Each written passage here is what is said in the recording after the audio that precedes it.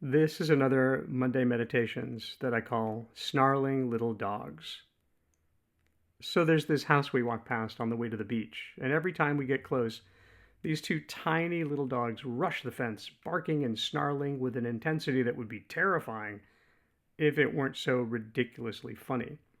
They follow us all the way along the fence and don't stop barking until we're about 100 feet away. And they do this every single time. And I'm pretty sure they do it to everyone who walks past. What do you think they're saying? My son once asked. Oh, something like, don't you dare come into our yard. If you even think about coming in here, we'll rip your face off. Look at these teeth. Grrr. Toss in a few doggy F-bombs, and I think that's pretty much it. Usually I never give them a thought. Well, other than to think I'm really glad they're not my dogs. But my son asking me about what the dogs might be saying to us got me thinking about what they might turn and say to each other after someone walks past. Probably something like, good job, that worked. They didn't breach the perimeter. Keep it up. So, what's really happening here? Well, with their super tuned senses, the dogs perceive a threat, race to the fence, act aggressively to repel the threat, feel validated when the threat doesn't materialize, and so continue to repeat the behavior. But there was never a threat.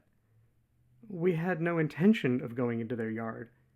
And if they weren't barking so viciously, we might even bend down to pet their little heads or offer some tasty treats. I think we all have a snarling little dog inside us, a hyper-vigilant little beast pricking up its ears at the tiniest sign of potential danger, lunging and snarling to protect us from non-existent threats. The irony is that in our desperate attempts to stay safe, we just end up hurting ourselves. We pull back in relationships when we actually crave intimacy. We take offense where none was intended, and even when someone does mean to offend us, we react as if our life is in danger, when really it's just our ego that feels threatened. And so we defend our turf, not just our homes, but our inboxes, our beliefs, our roles at work, our opinions online, our timelines, our cultural traditions and norms. We plant little flags on territory that isn't under threat and bark and snarl as if it is. And we get even more worked up when someone dares to question our right to be outraged. So here are a few of the borders we tend to guard in our everyday lives. Number one, our beliefs and opinions as identity. We often build a sense of self around our opinions. Political views, spiritual frameworks, dietary choices, even favorite artists or sports teams. When someone disagrees with us or declares themselves to be part of a different tribe, it can feel like an existential threat rather than a difference of perspective. So we snarl, debate, block, or withdraw, not to protect truth, but to protect our ego. Here's a big one, our social media personas. Our carefully curated online identities become territories we guard. A critical comment, a lack of likes, or someone simply living differently can feel like an attack. But all we're really defending is a projection we've grown attached to. And the more we invest in that persona, polished, filtered, optimized, the more pressure we feel to live up to it. Meanwhile, behind the scenes, the snarling little dog turns inward. It gnaws at us with self-doubt, comparison, and quiet cruelty. You're not enough, it says. They don't really care about you, it says. If they knew the real you, they'd leave. So we keep posting, keep polishing, keep presenting a touched up, filtered version of ourselves that was never meant to carry the weight of being us. And over time, the gap between the image we present and the inner truth grows wider. We feel unseen even when we're visible, lonely even in front of an audience, depressed even while appearing like we're living our best lives. And the real us, tender, messy, beautiful, withers behind the gate, unseen and forgotten. Another big one is our personal comfort zones. Someone suggesting a new idea, a different way of doing something, or inviting us to change a habit can trigger strong resistance, even if it's something as mundane as how to load the dishwasher. We snarl, this is just how I am, or this is the way it's always been done, barking at the fence even when the suggestion isn't an attack but an offering. Our cultural or generational norms are another big boundary. We defend traditions or inherited worldviews not always because we've deeply reflected on them, but because questioning them feels destabilizing. That includes ideas around gender roles, authority, how things should be, or what's supposed to be normal. A recent example is how so many conservatives argued, often violently, that gay marriage was a threat to marriage with a capital M, even making the absurd claim that their own marriages were in danger of collapsing, when in fact gay marriage just reinforced and expanded the institution. Our professional status and roles. Ooh, people can get very territorial around their knowledge, titles, or job roles.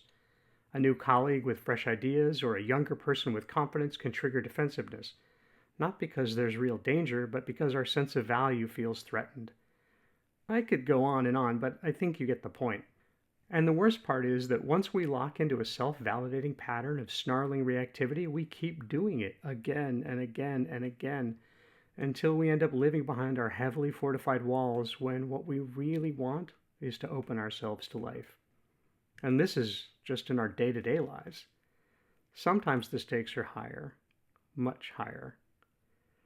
Think of the Christ archetype. And yes, I realize that some snarling dogs might start yapping just at the mention of Jesus. So don't think of the historical figure, that carpenter guy who may or may not have actually existed. Don't think of the religious symbol.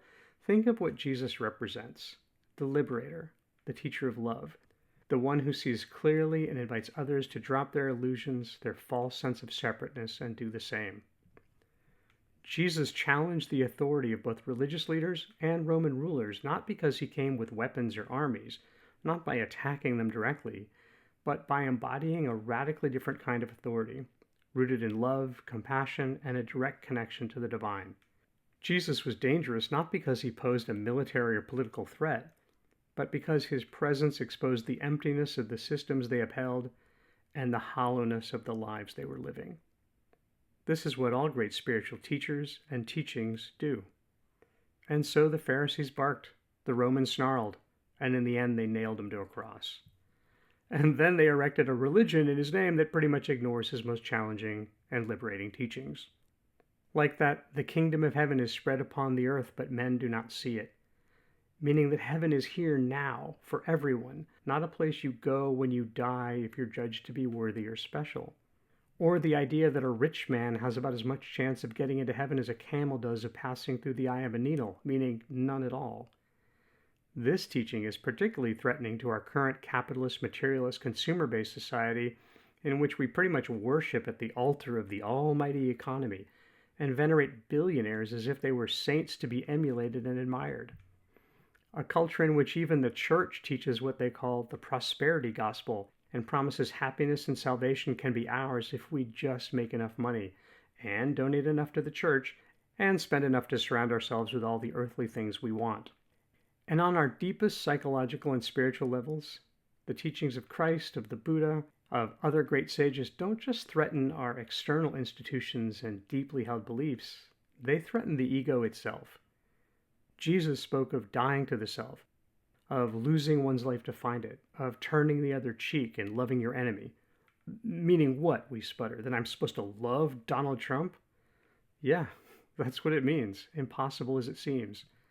Buddha teaches that all suffering is born of clinging to our stuff, to our ideas, even to our sense of being a separate individual self.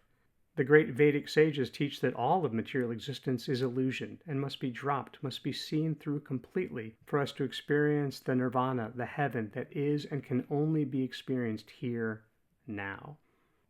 These teachings are still radical, are still threatening, thousands of years later, because they challenge us to drop our defenses, surrender control, and trust in something bigger than the little me we so desperately cling to.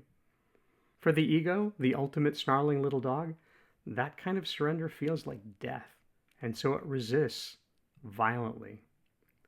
So what can we do? Well, I think the first step is to take some time to reflect, to ask, without judgment, what triggers my snarling little dog to leap into attack mode? What does it bark at? Think about it, and let me know what you come up with. But then keep going. Ask the deeper question. What might I experience? What might I finally see if I got that damn dog to start barking and open the gate? All right, I hope you enjoyed this post. I still like doing the short, pithy meditations I've been putting out into the world for the last few years, but I've been wanting to do longer pieces that give us a chance to go deeper. So let me know what you think, okay? And also let me know if you prefer reading them yourself or if you like listening to my voice.